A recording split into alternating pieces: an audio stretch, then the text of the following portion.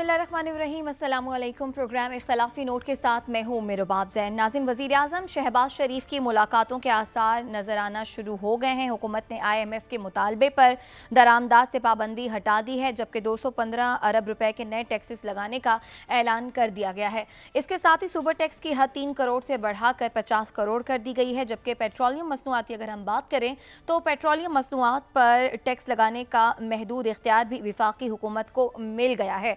आज वज़ीर आज़म शहबाज शरीफ ने लंदन में गुफ्तगू करते हुए IMF प्रोग्राम के हवाले से क्या बातचीत की है, अपने नाज़रीन को दिखाते हैं।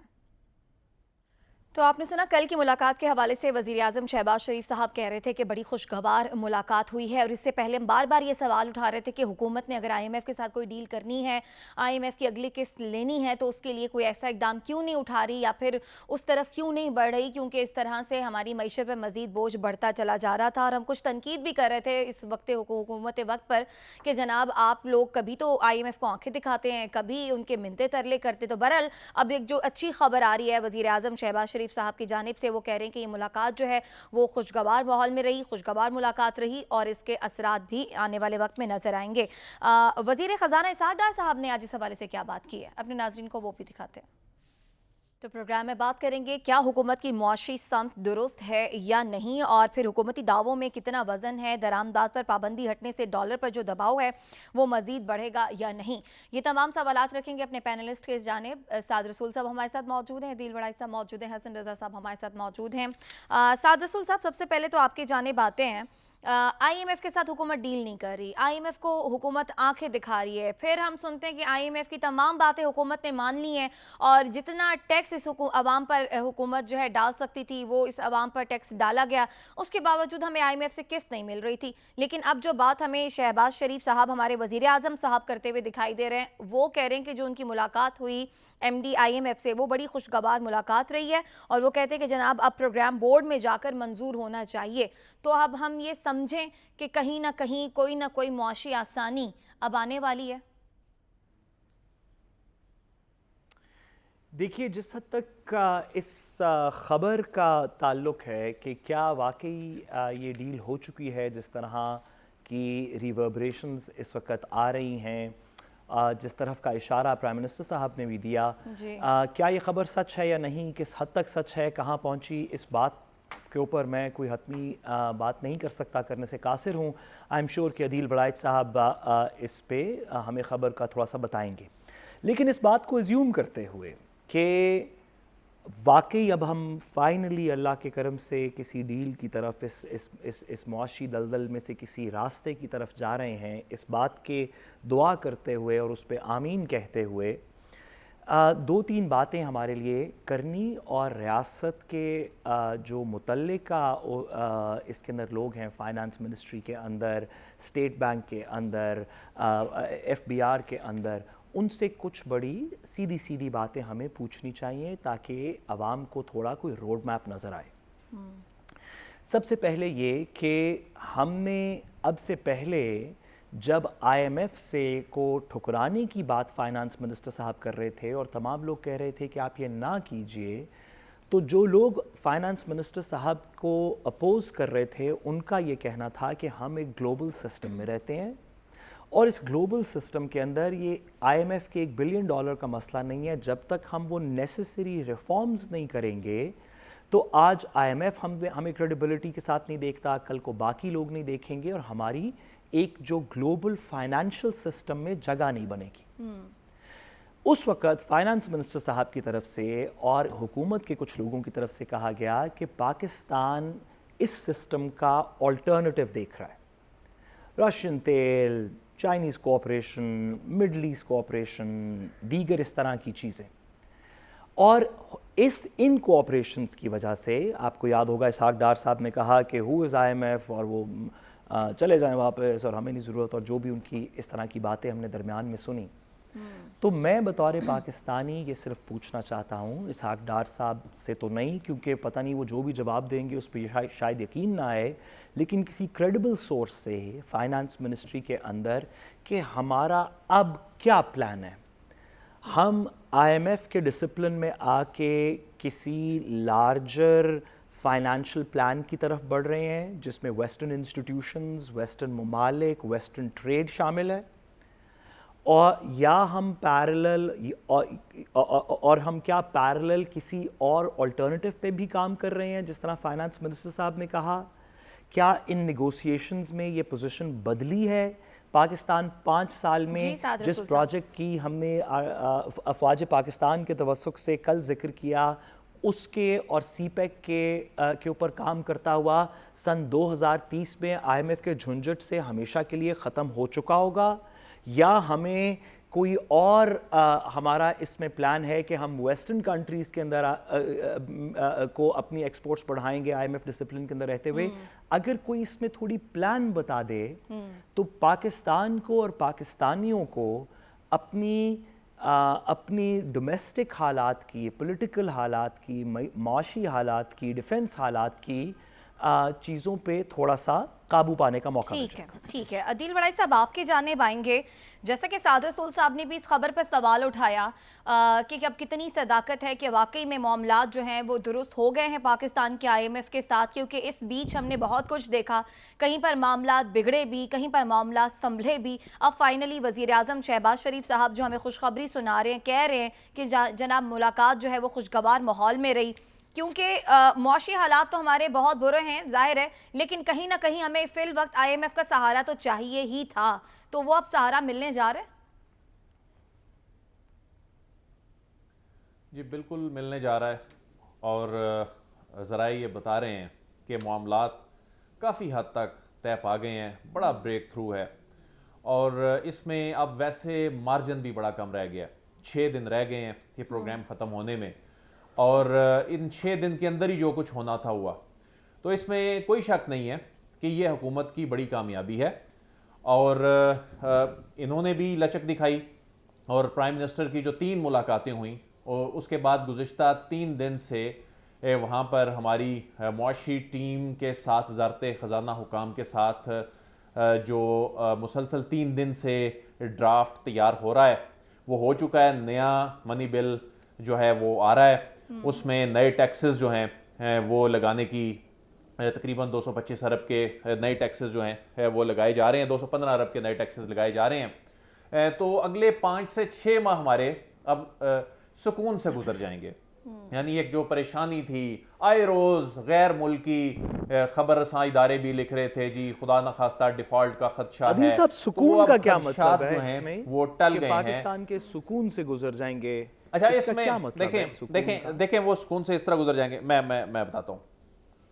देखें, एक तो सऊदी अरब से रकम मिल जाएगी, UAE से रकम मिल जाएगी, आपके कुछ कर्जे उनका जो रोल ओवर हो गए, उसके बाद आप पे अदायगियों की एक तलवार जो लटक रही थी, एक वो मामला, और दूसरा फिर हमने 1-2 जो कंडीशन IMF की मानी है जी, बहुत सी कंडीशन, बल्कि IMF की कंडीशन को हम जरा पॉलिटिसाइज कर देते हैं। ना देखिए इतनी ज्यादा खुशखबरियां इकट्ठी ना सुनाएं, मुझे तो ऑलरेडी इतना सुकून पहुंच रहा है। सादर रसूल साहब, अदील बड़ाई साहब, फिर हसन के पास भी जाना है, फिर आप ठंडक पड़ गई है। आप भी आपके मुल्क ठीक है जी अदील। साद रसूल साहब को असल में साद रसूल साहब को इसहाक डार साहब की, शहबाज शरीफ साहब की कामयाबी हजम नहीं हो रही। असल मसला ये है। ओहो, और ये कामयाबी तो है, कामयाबी है, से बचा लिया, डिफॉल्ट से बचा लिया, और अब अगले 5-6 महीने अगले 5-6 महीने देना चाहिए गुजर जाएंगे। उसके बाद भी प्लान यही है IMF के साथ, IMF के साथ एंगेज रहेंगे इसके बाद भी। यानी अब ये हुकूमत जब चली जाएगी, उसके बाद निगरान सेटअप आएगा, उसके बाद जब नई हुकूमत भी कोई आएगी तो वहां से मामलात रिज्यूम करना आसान होगा। एक क्राइसिस का जो माहौल है, वो बुहरानी कैफियत वो खत्म होती दिखाई दे रही है। ठीक हो गया अदील बड़ाई साहब, आप इसे साद डार साहब की और हुकूमत वक्त की कामयाबी करार दे रहे हैं। सादर रसूल साहब, आपको क्यों नहीं हजम हो रही ये कामयाबी जो है? मैं आती हूँ आपसे इसका जवाब लेती हूँ। जरा हसन के पास मुझे जाना है। सिर्फ एक जुमला कहना चाहता हूँ, मैं आती हूँ आपके जाने। एक सिर्फ जुमला कहना चाहता हूँ। जी जी जी एक जुमला कह लीजिए फिर आगे बढ़े। कि जो अदील बड़ाइच साहब ने बात की, मैं तो कहता हूँ कि कम की। ठीक है। और जो लोग अपनी पाकिस्तान के साथ मोहब्बत का इजहार करने में इस तरह की कमी और का इजहार करें, उस तरह के लोग मुझे तो कम से ठीक कम हो गया जी, पसंद आपका नहीं एक हैं। जुमला आ गया। मैं तो हसन, कहना आपकी चाहता हूं, जाने साद डार साहब को बातें कुछ जैसा तमगा कि दें हमें बता रहे और हैं। डी चौक में एक ठीक है, मुजस्समा साद बनाएं रसूल उनके साहब। लिए, ताकि हम सारे जाके तो उनको देख सकें ठीक हो गया। कामयाबी की हसन, वजह से। अभी जैसा कि हमें अदील भी बता रहे हैं कि बड़ी अच्छी डील कर रही है हुकूमत IMF के साथ, और आने वाले वक्त में कोई नई हुकूमत भी जब आएगी तो वो इसी को यहीं से रिज्यूम करेगी। आज जो कुछ कौमी असम्बली में हुआ, हमारे वज़ीर ख़जाना इसहाक़ डार साहब जब खिताब कर रहे थे तो वो क्या था, कोई मिनी बजट तकरीर थी? वो क्या बताना चाह रहे थे? कुछ नए टैक्सेस की भी बात हो रही थी, और फिर दरामदाद पर जो पाबंदी थी उसे भी ख़त्म कर दिया गया। आज हुआ क्या कौमी असम्बली में? देखिए, पहले तो अदील वराई साहब जो नक्शा खींच रहे थे मुस्तकबिल का, अल्लाह करे इससे भी बेहतर हो। आमीन। और वो जिन को बुनियाद बना रहे थे, वो चंद दिन पहले से जो मुआशी हालात चलते दिखाई दे रहे हैं, जो एक एतमाद की फ़ज़ा कायम होती दिखाई दे रही है, ये उनको बेस बुनिया के जो है बुनियाद बनाकर ये बात कर रहे सुकून थे। की फ़ज़ा, और अल्लाह एतमाद करे की ये नहीं। बहुत ही ज़्यादा सुकून की फ़ज़ा बरकरार हो आइंदा आने वाले दिनों में, क्योंकि आमीन। जितना पाकिस्तान बेहतर होगा, तरक्की करेगा, फूलेगा, उतना हमारे रिश्तेदारों को होगा जिन्होंने बाहर चले जाना है नेशनैलिटी लेके, उनका पाकिस्तान से क्या लेना देना। और रही बात IMF की, अगर हम एक साल में देखें कि क्या तमाशा लगा रहा, 1998 में भी जब एटमी धमाके हुए थे तो हमें IMF की तरफ जाना पड़ा, उस वक्त भी हमें यही सिचुएशन देखना पड़ी थी। सिर्फ एक आप जायज़ा मैं अगर इदादो शुमार आपके सामने रखूं, उस वक्त भी हमें जो शराइत IMF की तरफ से दी गई थी, हमें मजबूरन उनको मानकर, हमें एक्सेप्ट करके हमें आगे को मूव करना पड़ा था। ये कहना कि IMF से राह फरार इख्तियार की जाए इस सिचुएशन में, जब आपके माली हालात बेहतर ना हो, एक बुरहानी कैफियत हो, तो ऐसी सूरत में आप ये नहीं कह सकते कि तुम्हारी ऐसी की तैसी और मैं आपसे डिटेक्शन नहीं लूँगा या मैं आपको आंखें दिखाऊंगा, और फिर दूसरी तरफ एक तरफ प्राइम मिनिस्टर साहब कह रहे हों कि उन्होंने हमारी नाकों की लकीरें निकलवा दी, हमारे साथ ये कर दिया, और फिर दूसरी तरफ आप उनके तल्ले मीते भी कर रहे हों और वो आपकी नाक के लकीरें वाकई हकीकत में जो है वो निकलवाने की तैयारियों में हो, तो फिर आप एक सिचुएशन पे आके आप माजरत भी करते हैं, उनके सामने हथियार भी डालते हैं। यही सिचुएशन हमने इसहाक़ डार साहब के सामने भी देखा और हुकूमत वक्त में भी देखा। अभी चंद दिनों में अगर आप देखें तो 3 दफ़ा शहबाज शरीफ साहब ने IMF से जो है वो राब्ते किए, 2 खतूत लिखे, और फिर आप भी गए तो आप भी 2 दफ़ा उनकी मुलाकातें हुई और यही कहा कि हम आपके साथ चलना चाहते हैं, क्योंकि उसके बगैर अगर नहीं चलते तो हमारे पास कोई और रास्ता नहीं था। अब हमने क्या किया, देखें, जितना 1 साल चलता रहा, 1 साल के दौरान हमने नवंबर से जो इजाफी शराइत IMF ने लगाई, हमने वो भी किया। इंटरेस्ट रेट भी हमने जो है वो बढ़ाया, पेट्रोल पर जो डीजल पर जो लेवी लगानी थी 50 रुपए वो भी लगाई, और बिजली गैस के नरखों में भी इजाफा किया। सेल टैक्स की शरह भी हमने 21% लेकर गए, 17 से 18% लेकर गए। एक्सपोर्ट सेक्टर को जो बिजली पर गैस सब्सिडी का खात्मा किया गया, तजारती और करंट अकाउंट खसारे में कमी के लिए भी हमने इकदाम किए जो उनकी तरफ से शराइत आती चली जा रही थी। अब बुनियादी तौर पर अब कौन सी शराइत थी जिसकी बुनियाद पर जो हम उनकी तरफ जाना नहीं चाह रहे थे? वो चाह रहे थे कि आप अखराजात को कम करें, हमें फार्मूला बताएं आप किस तरीके से अखराजात कम करेंगे, सब्सिडी को कम करें, रिड्यूस करें। फिर उसके बाद वो कह रहे थे कि जो आपने जो बजट दिया है उसमें आप टैक्स का जो हुजम रख रहे हैं वो कम है, उसको इंक्रीज करें। हमें मजबूरन आज वो भी करना पड़ा। फिर और ये आप सारे मामले में देखें, फिर जो आपने टैक्स पर जो इमेंसिटी दी थी उस पर भी उनको तहफुजात थे। फिर बैरून मुल्क से जो मुआशी खला को पूरा करना था उस पर भी तहफुजात थे।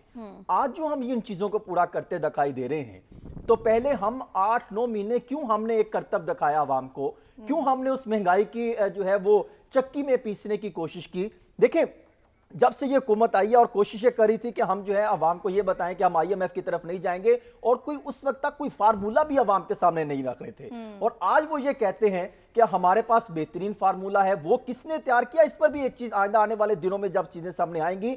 हालात ये हैं कि इन्होंने अवाम को रिलीफ देना था, सस्ती बिजली, सस्ता आटा देना था और सस्ती गैस देनी थी, बिजनेसमैन को सहूलियात देनी थी। इन्होंने 15 माह में जो मुल्क का सत्यानाश किया उसका हिसाब कौन लेगा? ये हिसाब देने को तैयार नहीं है। लोड शेडिंग का अज़ाब अलग से अवाम के सर पर है। 12-12 घंटे की लोड शेडिंग अवाम को बेरोजगार कर दिया। आज के दिन भी 20-20 घंटे तक लोड शेडिंग हो रही है। इनके पास कोई फार्मूला नहीं है। और फिर जो ये कहते थे कि हम सस्ता ऑयल फराम करेंगे, डॉलर को नीचे ले आएंगे, वो भी हमारे पास नहीं आ सका।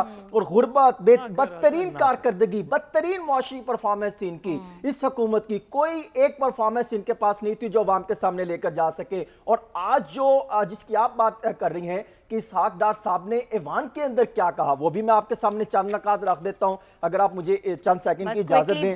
215 अरब रुपए के टैक्सेस लगाने जा रहे हैं। यही चीज जो वो पहले कह रहे थे हमने ये चीज तो आप जेहन में रखें कि हम खसारे से शुरू करेंगे आइंदा माली साल की इब्तिदा, मांग कर तांग कर हम पैसों की कोशिश करेंगे। वो तो जो प्रोसेस चला है, जो फैसिलिटेशन सेंटर जो जिसका कयाम हुआ, उसको अल्लाह करे वो कामयाब हो और वो कोशिशों से आइंदा आने वाले दिनों में उसमें बेहतरी आएगी। लेकिन इस वक्त जो है आइंदा माली साल का आगाज वो हम खसारे से करेंगे। बड़ी खौफनाक किस्म की बात है। अगर कोई जो एक्सपर्ट है, मुआशी एक्सपर्ट, वो तो बड़े अफसोसनाक और बड़े गम और गुस्से में है कि ये इस कैफियत में हमने मुब्तला होना था और किसने पहुंचाया। ये हुकूमती परफॉर्मेंस है। ठीक है हसन जी, कि आप एक्सपर्ट्स की बात कर रहे हैं ना। जी हसन, मजीद भी इस पर बात करते हैं, इस पर मजीद भी बात करते हैं। आप जो बात कर रहे हैं ना कि हम खसारे से माली साल का आगाज करेंगे, इस पर सभी परेशान है ये सूरत हाल देखकर। तो माहिर मुआशियात क्या सोचते हैं, इस पर बात कर लेते हैं। माहिर मुआशियात खाकान नजीब साहब हमारे साथ मौजूद हैं। खाकान नजीब साहब, बहुत शुक्रिया आपके वक्त का। जैसा कि आपने सुना, हसन भी कह रहे हैं कि हम नए माली साल का खसारे से आगाज करेंगे, लेकिन वो जो IMF के साथ डील की एक जो वो जारी थी आंख मचोली, उस हवाले से अब हमें बताया जा रहा है कि जो मुलाकात हुई है वजीर आजम साहब की वो अच्छी हुई है और इस मुलाकात का ये नतीजा निकला है कि कुछ नए टैक्स भी आवाम पर लगाए गए हैं और सुपर टैक्स के निफाज के लिए इनकम स्लैब आपको बताएं कि 30 करोड़ से बढ़ाकर 50 करोड़ रुपए कर दी गई है। तो ये मुलाकात पाकिस्तान की मईशत पर कितनी मस्बत तरीके से असरअंदाज होगी, और इस मुलाकात के नतीजे में आप भी ये कहते रहे कि बड़ा ज़रूरी है पाकिस्तान को इस वक्त IMF के साथ डील करना, वो डील होती भी आपको नज़र आ रही है? बिस्मिल्लाहिर्रहमानिर्रहीम, good to be on your programme as always. जब भी आपके प्रोग्राम पे आया हूँ यही कहा है, पिछले 12 महीने से कंसिस्टेंटली कह रहा हूँ कि IMF के बगैर पाकिस्तान के पास और कोई रास्ता है नहीं। आज जब आपसे बात कर रहा हूं तो पाकिस्तान के ज़र मुबादला के ज़खायर 4 अरब डॉलर से नीचे हैं और ये भी इसलिए हैं कि चाइना कंसिस्टेंटली आपको फंड कर रहा है, आपको रीप्रोफाइलिंग कर रहा है, आपके पैसे वापस नहीं ले रहा आपसे, आपको फाइनेंसिंग दे रहा है, वरना शायद कैफियत बहुत मुख्तलिफ होती। हुकूमत को मैं ये ज़रूर कहूँगा कि देर से थोड़ी देर में एहसास हुआ है, ये पहले ही हो जाना चाहिए था। कोई राह फरार नहीं है IMF से। अब हुकूमत ने, जो मैंने कहा था एग्जैक्टली आज मेरा एक ट्वीट है, मैंने उसमें आज सुबह आइडेंटिफाई कर दी थी कि ये चीज़ें कर देंगे तो IMF ऑन बोर्ड आ जाएगा। नंबर 1, आपको टैक्सों की मद में रद्द बदल करना पड़ेगा। हुकूमत ने 215 के नए टैक्सेस लगाए हैं। नया जो तखमीना है वो 94-15 का हो गया। 9415 is what we need to collect next year. ये 9200 पे था। मैंने कहा था 1 रिफॉर्म ऑन एक्सपेंडिचर कीजिए। पेंशन में कुछ रिफॉर्म दिखाई देना शुरू हुआ है, that is a good sign. बहुत अभी मराहिल तय करने वाले हैं। 85 अरब रुपया हमने अपने एक्सपेंडिचर्स को काटा है, that is a good sign to. अभी भी मुझे कुछ चीजें और देखनी है इसमें कि क्या एमनेस्टी वापस ले ली गई है, क्योंकि हमने लिखा हुआ है IMF को कि हम एमनेस्टी वापस लेंगे। हमने ये भी कहा है उनको कि हम अपनी फाइनेंसिंग जो है उसको 4 से 6 अरब डॉलर इकट्ठा करेंगे। ये क्यों ज़रूरी है? एक और चीज़ मैंने हमेशा कही है कि इकोनॉमी को बंद नहीं किया जा सकता। अभी हमने ये किया हुआ कि हमने कदगन लगाई हुई थी इंपोर्ट्स पे। स्टेट बैंक ऑफ पाकिस्तान ने लेकिन सर्कुलर जारी किया बिल्कुल कि हम 12,000 कंटेनर रिलीज कर देंगे। मैंने तब भी ये कहा था कि क्यों 6 अरब मांग रहा है IMF? इसलिए मांग रहा है कि वो आपको ये कहेगा कि आप ये कदगन उठाइए, जैसे ही आप ये कदगन उठाएंगे आपको फाइनेंसिंग की जरूरत बढ़ जाएगी। अब तो आप भी समझ गई हैं ये बात, अथॉरिटीज को पहले ही कर देना चाहिए था। बट आई स्टिल, मैं फिर भी हुकूमत को पैट एट द बैक देता हूँ। 1 महीना 12 दिन रह जाएंगे हुकूमत के। सर ये फरमाइएगा, जिस आप बता रहे हैं कि 85 अरब रुपए का इन्होंने कहा है कि हम अखराजात कम करेंगे, तो क्या ये सब्सिडी और ग्रांट से कम किए जाएंगे जो मेरे तक इतलात आ रही हैं?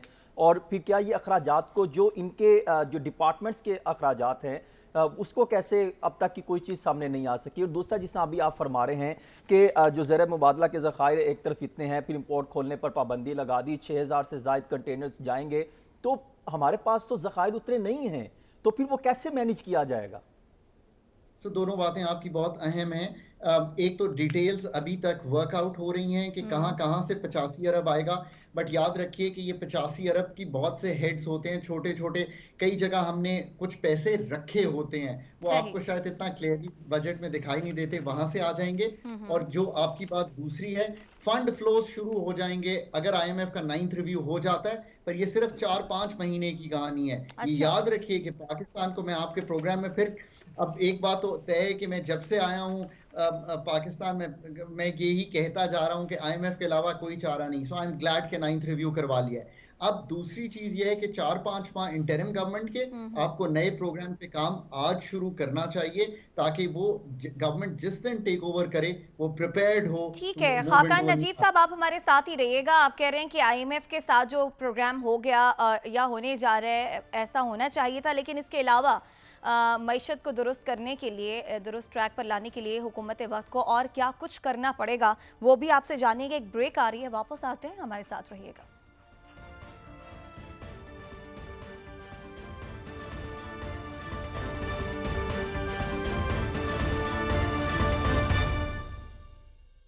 नाज़रीन, पाकिस्तान की मईशत पर बात हो रही है। माहिर मौशियात खाकान नजीब साहब भी हमारे साथ मौजूद हैं। खाकान नजीब साहब, आईएमएफ के साथ मुआहिदा हमारा होने जा रहा है, ठीक है, इसाकदार साहब भी कह रहे हैं कि मुआहिदा हो गया तो ठीक है, वरना गुजारा तो हो ही रहा है। इसके अलावा पाकिस्तान को और क्या कुछ करना पड़ेगा? ज़ाहिर है ये कोई लॉन्ग टर्म प्लान तो नहीं है, आईएमएफ पैकेज के सहारे ही तो नहीं हम इस इकोनॉमी को चला सकते।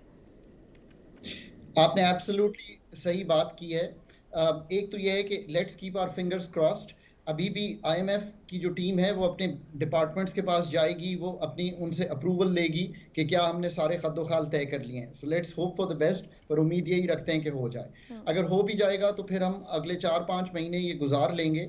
याद रखिए कि अगले साल आपको पहले 6 माह में तकरीबन $5-6 अरब इकट्ठे करने हैं, नेट ऑफ जो रीप्रोफाइलिंग चाइना या सऊदी अरेबिया या यूएई आपके करता है। तो एक तो आपको ये इंश्योर करना है, पर असल बात ये है कि अब आपको सोचना शुरू करना है, आपको काम करना है अपनी डेट रीप्रोफाइलिंग पे। जो इतना बड़ा डेट हम कैरी कर रहे हैं अगले साल, मतलब ये जो हम $23 अरब हमने वापस करने हैं, इसमें से $13 अरब, ये आप बेशक फिगर मुझे कोट कर सकती हैं, मैं आपको एग्जैक्ट दे रहा हूं, आपको इस पे काम करना है। ये सबसे जरूरी काम है जो अभी आपने करना है। आपने जाके कंट्री से बात करनी है, आपने इसको आगे लेकर जाना है। सो आईएमएफ का प्रोग्राम अभी 9th रिव्यू, डेट रीप्रोफाइलिंग, एक और आईएमएफ के प्रोग्राम की तैयारी शुरू कीजिए। अब ये मैं इसलिए कहता हूं कि जब नई हुकूमत आए उसके पास ये प्रोग्राम के कॉन्टूर्स तय होने चाहिए। उसके बाद आपको अपने कलीदी काम करने हैं। देखें, आज भी सबको पता है कि हम कई जगहों पे टैक्सेस नहीं लगा रहे। सो आपने एक टैक्सेशन के निजाम में क्या करना है ये आपको तय करना है। सही कह रहे थे मेरे दोस्त जो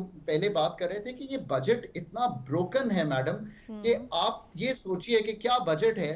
7,300 अरब रुपया हमने वापस करना है मार्कअप में सिर्फ, यानी कि डेट का जो मार्कअप है, जो कर्जे का सूद है वो, और थोड़ा सा कर्जा वापस करेंगे 7,300 में।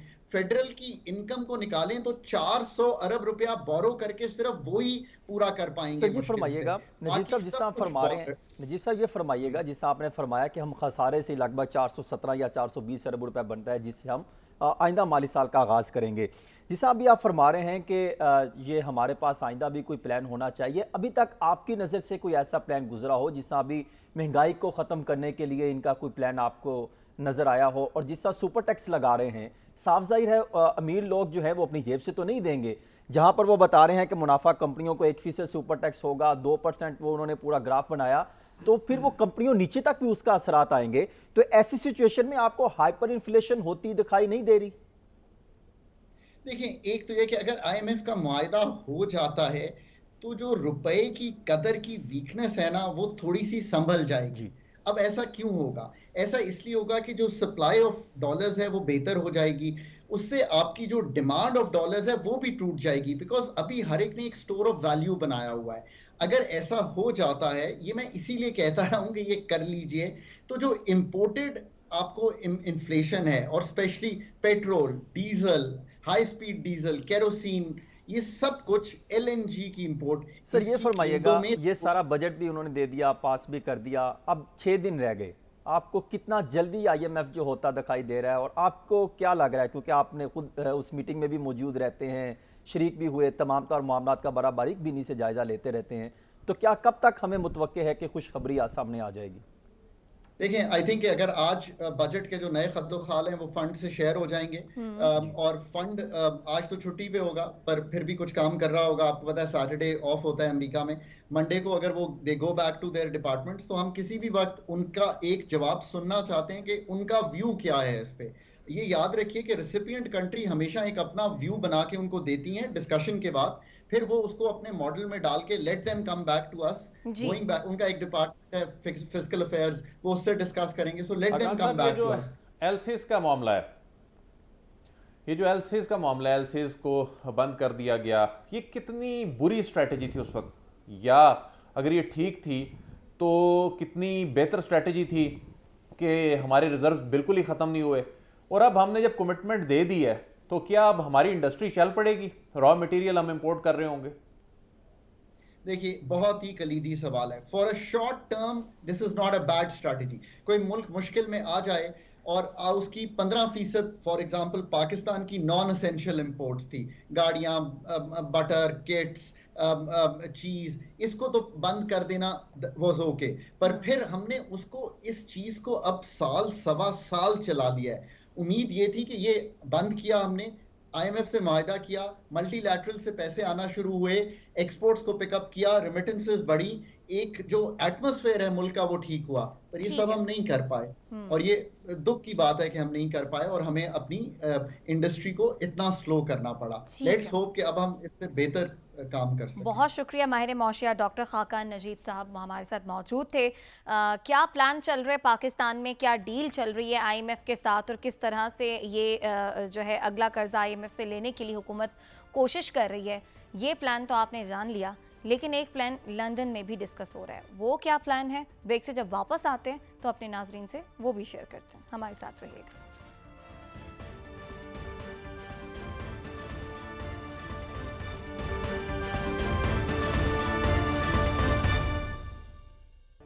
वेलकम बैक नाज़रीन। लंदन के बाद अब दुबई पाकिस्तानी सियासत का नया मरकज़ बन रहा है। वहाँ पर मौजूद हैं साबिक़ वज़ीर आज़म नवाज़ शरीफ साहब, शहबाज शरीफ साहब और मरियम नवाज़। और ये भी ख़बरें हैं कि आइंदा चंद रोज़ में आसिफ जरदारी और बिलावल भुट्टो जरदारी भी दुबई रवाना होंगे। हसन, ये दुबई में क्या खिचड़ी पक रही है, ये क्या प्लान बन रहा है? क्या ये सब लोग मौजूद हैं कि किस तरह से नवाज़ शरीफ को वापस लाने पाकिस्तान, या फिर कोई इंतखाबी खिचड़ी पकाने की तैयारी कर रहे हैं? देखिए, इसमें दो चीज़ें हैं। एक तो ये कि वहाँ पर मुस्लिम लीग नून की जो सीनियर क़यादत है, जिनको लंदन जाने के लिए वीज़ा लेना पड़ता था, मुश्किलात का सामना था, जो इतना अफोर्ड नहीं कर सकते थे, वो शायद दुबई में जाके अपने कायद से मुलाकातें कर सकेंगे। जो मेरी मुस्लिम लीग नून का जो मौक़िफ़ सामने आया है, उनका ख्याल यही है कि यहाँ पर मीटिंग्स होंगी और इसके हवाले से पार्टी के जो मामलात हैं उसको मुनज़्ज़म करने के लिए इसे इक़दाम किए जाएंगे।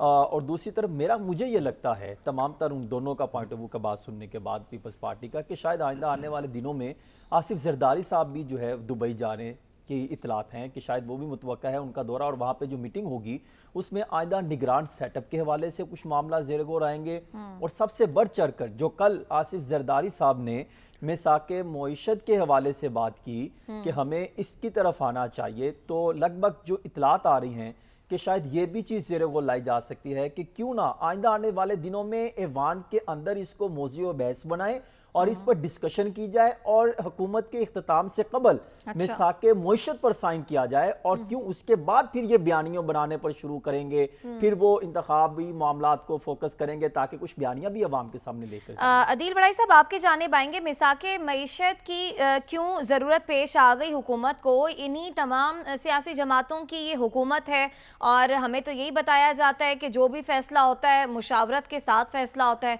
इस बार कौन से फैसले लेने जा रही है ये हुकूमत के? नून लीग की क़यादत वहाँ पर पहले ही मौजूद है और ख़बरें ऐसी हैं कि बिलावल भुट्टो जरदारी और साबिक़ सदर आसिफ अली जरदारी साहब भी जाएंगे।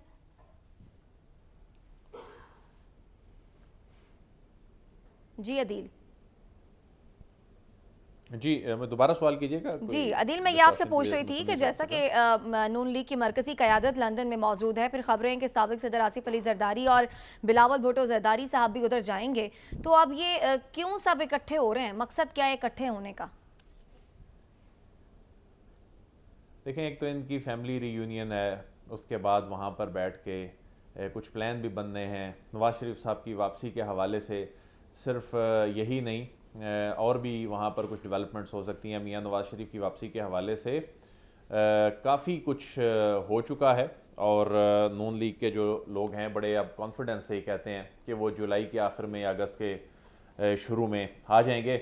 मसला सिर्फ ये है कि नवाज़ शरीफ साहब ये चाहते हैं कि वो वापस आके जेल ना जाना पड़े उनको, और वो समझते हैं कि जी मरीम नवाज साहिबा का जो केस है वो उस बुनियाद पे ख़त्म हुआ कि ये अदालत ने ये कहा कि चूँकि जो मेन केस है वो इस्टेब्लिश नहीं हुआ, ये उनकी इंटरप्रिटेशन है। तो इसके अलावा उन्होंने कहा कि जज अरशद मलिक का जो बयान है, इसके अलावा जस्टिस शौकत अजीज सिद्दीकी की जो स्टेटमेंट्स हैं, उसके बाद तो वो बेकसूर हैं, उन्होंने खुद को बेकसूर करार दे दिया है। लेकिन वो कहते हैं कि वापस आके उनको जेल ना जाना पड़े। तो अब ये वो कुछ गारंटीज चाहते हैं, वो कुछ गैर मुल्की कुछ शख्सियात की जो गारंटीज हैं वो चाहते हैं। तो वापस आके अगर उनको को सरेंडर करना भी पड़े, जाहिर है पाकिस्तान का एक कानून है, आइन है, उसके मुताबिक आखिर कुछ वो जो फॉर्मेलिटीज़ हैं वो तो पूरी करनी है। बहरहाल मियां नवाज शरीफ साहब के वापस आने के हवाले से जो है चीज़ें ऑलमोस्ट तय पा चुकी हैं। ठीक है, साबिक वज़ीर आज़म नवाज शरीफ की वापसी के हवाले से सादर रसूल साहब चीज़ें ऑलमोस्ट तय पा चुकी हैं और सबसे बड़ा जो मामला, जो रुकावट जो नज़र आ रही थी, ज़ाहिर है वो अदालती मामला कि आके उन्हें कहीं जेल ना जाना पड़ जाए। तो जो ख़बरें भी आ रही हैं कि तमाम रुकावटें दूर हो गई हैं जो उनकी वापसी की राह में हायल थी, तो वो जो एक अदालती रुकावट थी, ज़ाहिर है आके अदालत का भी सामना करना पड़ेगा, तो उसमें भी कुछ तब्दीली आई है, कुछ कहीं ना कहीं उन्हें लग रहा है कि उन्हें रिलीफ मिल जाएगा नवाज शरीफ साहब को। आप उस अदालत की बात कर रही हैं जिसने अभी 14 मई वाला हुक्म दिया था कि उस अदालत के फैसले की वजह से उन्हें कुछ तकलीफ का सामना करना पड़ेगा? मैं उस केस की बात कर रही हूँ गुजारिश ये है कि उसी, आना लेकिन नहीं आप चाह अदालत रहे, आएंगे तो जेल चले जाएंगे जी। लेकिन आप उसी अदालत की बात कर रही हैं ना, या उससे मुतहद अदालत की बात कर रही हैं जिसने अभी 14 मई का फैसला दिया था। तो देखिए, मैं बसद एहतराम कहूँ कि हम सब पाकिस्तानियों के, ख़ास तौर पे हसन रज़ा साहब और अदील के, चले मैं हसन को भी नहीं कहता, ख़ास तौर पे अदील के और मेरे जी। हमारे दिल जो है ना वो हमारे दिलों के वज़ीर आज़म के साथ धड़कते हैं। इसके अंदर तो क्या दो राय हो सकती हैं। हम तो चाहते हैं कि हम जाके उनको लेके आएँ, ख़ास तौर पे कोई सेरा शेरा, कोई फूल शूल, कोई डोली शोली कुछ करें, इस तरह का एहतमाम। और कानून और अदालत और आइन और करप्शन और मनी लॉन्ड्रिंग और मॉडल टाउन केस और इस तरह की चीज़ें अगर किसी के आड़े आती हैं तो उठा के बाहर फेंक देनी चाहिए। इसमें क्या मसला है? और कानून वही है जो पार्लियामान कहे और हम बाकी चीज़ें तब्दील कर लेंगे। मैं दुआ गो हूँ कि ये प्लान पूरी तरह अपनी पाया तकमील पे पहुँचे। लेकिन मैं बसद एहतराम एक छोटी सी साथ गुजारिश करना चाहता हूँ कि जब इंसान ने तारीख़ में ये सोचा है कि मैं पूरे निज़ाम को इस तरह तब्दील कर दूंगा कि वो मुझे सजदारू हो जाए कि आइन कहता है कि आप डिस्क्वालीफाइड हैं, आपका आइन बदल देते हैं, कानून कहता है आप जेल में जाएंगे, आप कहेंगे जेल। आपका कमेंट आ गया। इसके साथ ही प्रोग्राम से इजाज़त दीजिए, कल मुलाकात होगी। अल्लाह ने के बाद।